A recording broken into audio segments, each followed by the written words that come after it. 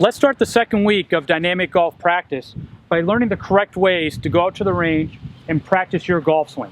So the pro's here with his 9-iron and is just going to hit balls at 50% tempo and try to go and think about what he's working on with his golf swing. He's going to pick a target, he's going to take a practice swing, and then try to have a swing thought before he hits each one.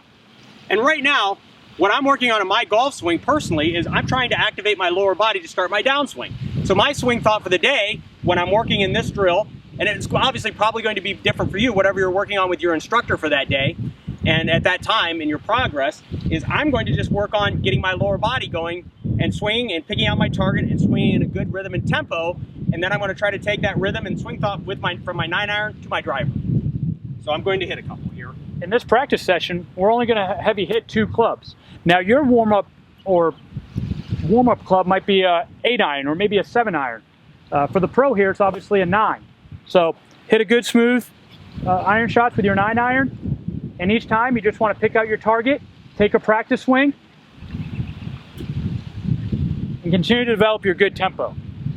Here, after you hit about maybe 25 to 30 balls with your 9-iron, then you want to take that same tempo and hit the same shots with your driver. Again, practice swing, pick out a target, and think about your golf swing. What are you trying to accomplish? What are you working on with your instructor? And my idea with the driver is I want to take those same swing thoughts I was working on with my 9-iron and the same tempo and rhythm and extend them over into my swing with the driver. And then you'd want to hit about 35 to maybe 40 balls here with your driver.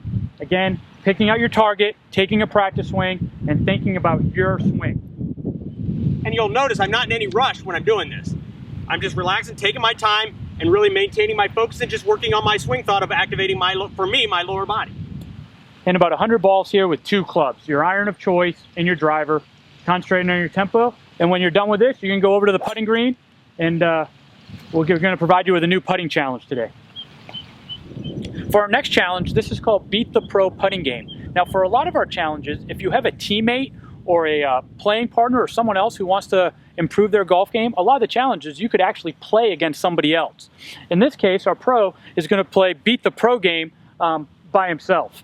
And his favorite pro is Tom Watson. So if you want to imagine another pro or maybe your favorite player that you're putting against, you could do that. In this putting challenge, you want to hit 6 to 8 foot putts.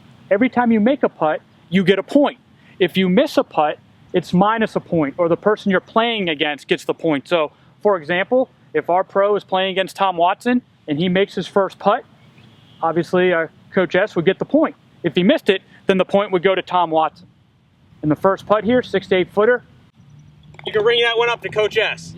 Our pro gets the point.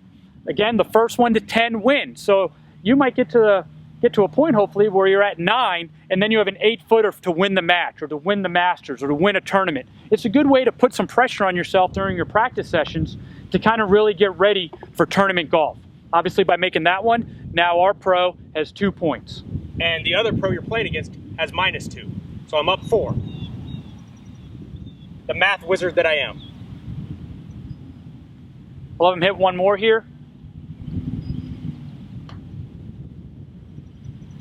And just had a jar lick or a lip out, and that would obviously get him now to +1 points. He would take the 3 balls out again, get to 6 to 8 feet, maybe do a different area, maybe even a different hole if you wanted to.